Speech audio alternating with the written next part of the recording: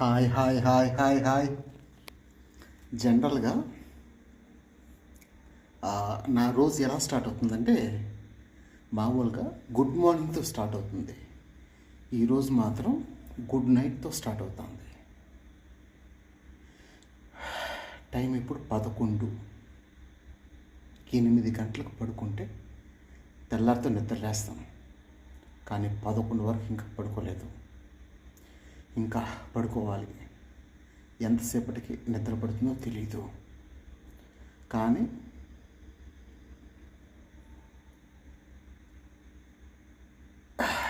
మాటలు రావడం లేదు. ఏంటి అనే విషయాలు రేపు మాట్లాడుకుందాం. రేపు ఉదయం గుడ్ మార్నింగ్తో దారి మధ్యలో ఏదో ఒక సమయంలో చెప్తాను. ఎందుకు ప్రతిరోజు ఏదో ఒక డిస్టర్బెన్స్. మనశ్శాంతిగా పడుకోవడం అంత కష్టమా? అర్థం కావడం లేదు. ఎంత అంటే నా చేత్తో నా కళ్ళేమన్నా నేను పొడుచుకుంటానా అనేంత బాధ. చూద్దాం. సరే, మనం మార్నింగ్ మాట్లాడుకుందాం. Okay, bye. జనరల్గా ఇలా బాయ్తో వీడియో స్టార్ట్ అవుతుందని నేను కూడా ఎక్స్పెక్ట్ చేయలేదు. చూద్దాం. ప్రశాంతంగా పడుకుందాం అనుకుంటే దోమలు నాకు నిద్ర లేకుండా చేశాయి. ఇంకా ఏం చేయాలో అర్థం కాలేదు. దానివల్ల జట్టు తీసుకొని వచ్చిందని ఒక ప్లేట్లో పెట్టి లోపల పెట్టేస్తాను. మొత్తం పొగ. ఇప్పుడు ఆల్మోస్ట్ టైం అయితే 1 గంట అవుతుంది. ప్రస్తుతానికి చేయగలిగింది ఏంటి? వెళ్ళాలి రోడ్డు పైకి, ₹1 సంపాదించాలి. అదే ఇప్పుడు ప్లానింగు. కాబట్టి మనం బయలుదేరదాం రోడ్డు పైకి యుద్ధానికి. ఫైనల్గా ఈరోజు అయితే నిద్రపోలేదు. అది అసలైన విషయం.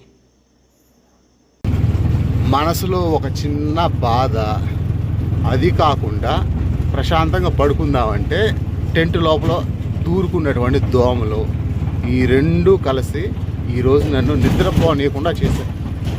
నిజంగా ఇప్పుడు టైం 2 అవుతుంది. ఇప్పటి వరకు నేను పడుకోలేదు. సర్లే, సరదాగా వెళ్ళి కనీసం మేలుకొని గొమ్మని ఇంట్లో కూర్చోవడం కన్నా బండి తోలితే కనీసం డబ్బులైనా వస్తాయని చెప్పి ఈ టైంలో బయలుదేరాను. అప్పుడప్పుడు ఇలాంటి అనుభవాలు నాకైతే సహజమే. చూద్దాం ఈరోజు రోడ్డు నేర్పించే పాఠాలు.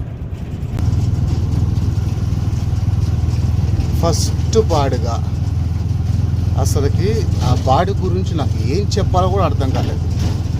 మరీ అంత చండాలం అనుకోవద్దండి.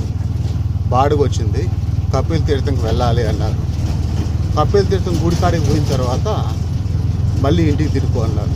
వాళ్ళు ముందు నాకేం చెప్పారంటే స్లోగా వెళ్ళండి అన్నారు. సరే, ఎవరైనా ఆపరేషన్ అయిందేమో ఈ టైంలో గుడికి వెళ్తున్నారు నేను అనుకున్నా. కానీ అక్కడికి పోయిన తర్వాత తిరిగి ఇంటికాడ వదిలేయండి అన్నారు. ఏంటి అని అడిగితే అప్పుడు చెప్పారు, వాళ్ళ దగ్గర ఒళ్ళో ఒక చిన్న బాగుంటాడు. వాడు టైము 2 అవుతా అంటే కూడా నిద్రపోలేదు. వాడిని నిద్రపుచ్చడానికి ఆటోలో తీసుకొని సుమారు 6.5 కిలోమీటర్ వెళ్ళి మళ్ళీ 6.5 కిలోమీటర్ రిటర్న్ వస్తే వాడు ప్రశాంతంగా నిద్రపోయాడు. కానీ ఓవరాల్గా బిల్ ఎంత వచ్చింది? ₹402 వచ్చింది. అంటే ఒక మనిషి నిద్రపోవడానికి ₹400 ఖర్చు పెట్టాలా? నిజంగా ఆ తండ్రికి, ఆయనకు నేను ఏం చెప్పాలో కూడా అర్థం కావడం లేదు. వాళ్ళ నిద్రపుచ్చడానికి, వాళ్ళ మంచికి చెడ్లకి ఇంత ఖర్చు పెడతారు. కానీ ఫైనల్గా ఆ కొడుకులు ఏం చేస్తారు? దొంగ నా కొడుకులు అయిపోయిందన్న తండ్రులు గుండెల పైన తంతారు. ఎనీవే, అటువంటి ఒక తండ్రిని కలుసుకోవడం నాకు సంతోషం. ఆయన్ని మీకు పరిచయం చేయడం అది డబుల్ సంతోషం. ఇప్పుడు టైం 4:15 అవుతుంది. 4:15 ఇప్పుడు ఎయిర్పోర్ట్కి వచ్చాను నేను. మీరు ఎయిర్పోర్ట్ ఎంట్రన్స్ చూడవచ్చు. ఎంత అందమైన చెట్టుతో కలర్ఫుల్గా ఉందో. పొగలైతే ఇంకా బాగుంటుంది. అంటే వీడియోలో చూసేటువంటి మీకు ఎలా ఉంది, కానీ డైరెక్ట్గా చూసేటువంటి నాకు మాత్రం ఒక డిఫరెంట్ అనుభూతి అనమాట. ఇదే ఎయిర్పోర్ట్, తిరుపతి ఇంటర్నేషనల్ ఎయిర్పోర్ట్. చాలా చోట్ల ఈ విధంగా జెండాను మిడిల్లోకి దించేసి ఉంటే నాకేమనిపించిందంటే ఇది మన జాతీయ జెండాకు అవమానం కదా అనిపించింది. ఆ తర్వాత జస్ట్ ఇప్పుడు గుర్తొచ్చింది ఏమరా అంటే మన మాజీ ప్రధాని మన్మోహన్ సింగ్ చనిపోయాడు కదా, ఆయనకు గౌరవంగా జాతీయ జెండాను కొంచెం కిందికి దించి కట్టారు అని అర్థమైంది. జెండా కిందికి దించి కట్టడంలో మీనింగ్ అది అని అనుకుంటాను నేను. Welcome to Tirupati airport. ఈరోజు టీ స్పాన్సర్ చేసింది మా తమ్ముడు, కానీ ఊరికే వచ్చింది కదా అని చెప్పి ఊరికే వచ్చింది కదా అని చెప్పి తాగుతానే మీరు. ఆ అమాయకుడైన మా తమ్ముడిని మోసం చేసి వాడి డబ్బులంతా ఖర్చు పెట్టించేసి ఇలా టీల రూపంలో తాగేస్తాడు. ఏమార్చి ఇప్పుడు టైం 6 అవుతుంది. ఇప్పటి వరకు కొద్దిసేపు బండి తోలాము, ఒక 750 రూపాయలు సంపాదించాము. ఇంకొక 100 రూపాయలు వచ్చి ర్యాపిడో వాడికి కట్టాను. అంటే మొత్తం 850 రూపాయలు సంపాదించేసి ఇంటికి వచ్చేసాను. బాగా అనీజీగా ఉంది. కొద్దిసేపు పడుకుంటే బాగుంటుంది అని నాకు అనిపిస్తుంది. నైట్ మేల్కొనేటప్పుడు ఒక 6 యూట్యూబ్ ఛానళ్ళు క్రియేట్ చేశాను. ఎందుకంటే మన ఫేస్ అన్నది కొంతమందికి పరిచయం అయితే బాగుంటుంది అని చెప్పి ఆ 6 ఛానల్స్లో ఓన్లీ షార్ట్స్ అనమాట. ఆ షార్ట్స్ తప్ప ఇంకే ఏం పెట్టలేదు. రోడ్డు పైన నా అనుభవాలు చిన్న చిన్న బిట్లుగా పెడదామని ఫిక్స్ అయ్యాను నేను. ఇది ఈ సంగతి. ఇంకా నిద్ర లేచిన తర్వాత ఇంకా ఈరోజు ఇంకా ఎన్ని విచిత్రాలు చూపిస్తుందో ఏం జరుగుతుందో తెలియదు. ఫస్ట్ ఆఫ్ ఆల్ నేను ఎప్పుడు నిద్ర లేస్తానో అది తెలియదు. చూద్దాం. 6:30కు పడుకొని 12:30కు నిద్ర లేచి ఇప్పుడు టైం 1:30 అవుతుంది. ఇప్పుడు రోడ్డు పైకి బయలుదేరదాం అనుకుంటాను. అది కూడా అప్పుడు ఎందుకు నిద్ర లేచానంటే మా ఇంటికి ఆడ వరుసగా వారం రోజుల నుంచి కొంతమంది పిల్లలు ఉన్నారు. సరదాగా వాళ్ళకు ప్రతిరోజు దీపావళి, ప్రతిరోజు టపాసులు కాలుస్తూనే ఉంటారు.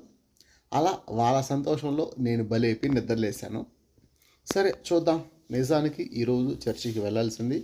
నాకు తెలిసి ఈ టైంకు చర్చికి బయలుదేరే టైం, కానీ చర్చికి వెళ్ళకుండా రోడ్డు పైకి పోతాను. ఇది నా జీవితంలో ఎలాంటి మార్పు తీసుకొస్తుందో తెలియదు. నన్ను ఎక్కడ కొత్త సమస్యల్లోకి నెట్టేస్తుందో కూడా నాకైతే తెలియదు. సరే బయలుదేరదాం. వాహ్, తాజ్ కాదు కదా,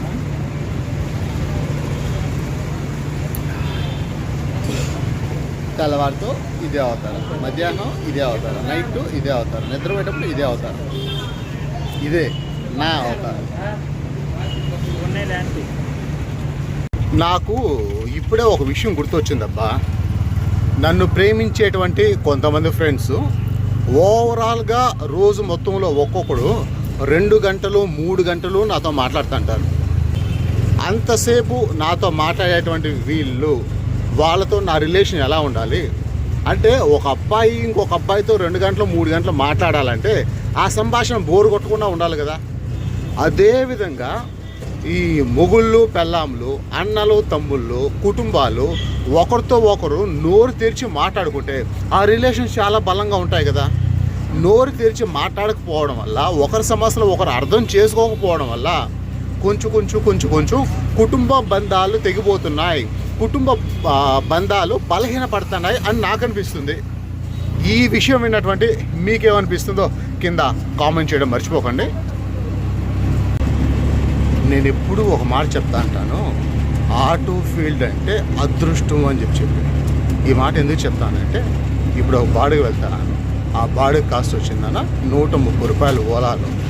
కానీ లొకేషన్కి వెళ్ళి కస్టమర్ ఆటోలో కూర్చున్న తర్వాత ర్యాపిడోలో బాడుగు వచ్చింది 200 రూపాయలు.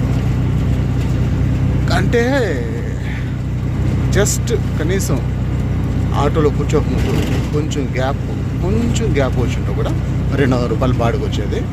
అది సంపాదించే వాళ్ళం. కానీ ఇది కూడా తక్కువేం కాదు. కానీ అదృష్టం అనేదానికి ఇది ఉదాహరణగా చెప్తాను. కనీసం అంటే ఒక్క నిమిషం గ్యాప్, ఏ మాత్రం గ్యాప్ వచ్చుంటే ఖచ్చితంగా ఆ బాడుగ అయితే మనకు వచ్చేది, మనం వెళ్ళేవాళ్ళం.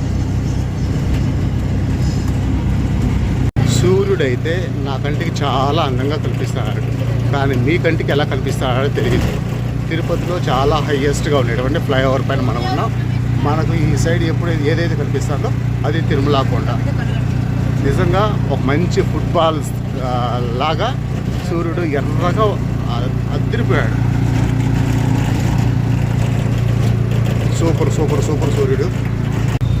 చెల్లి కూతురు ఒక అమ్మాయి మెచ్యూర్ అయింది. ఆ అమ్మాయి ఇంట్లోనే ఉంది. ఆ అమ్మాయిని 1వ తేదీ ఇంట్లోకి పిలుచుకొని పోవాలా అని చెప్పి ఆదివారం సంపాదన, సోమవారం సంపాదన 2 నాది రీచ్ అయినాయన అని అమ్మ చెప్పింది.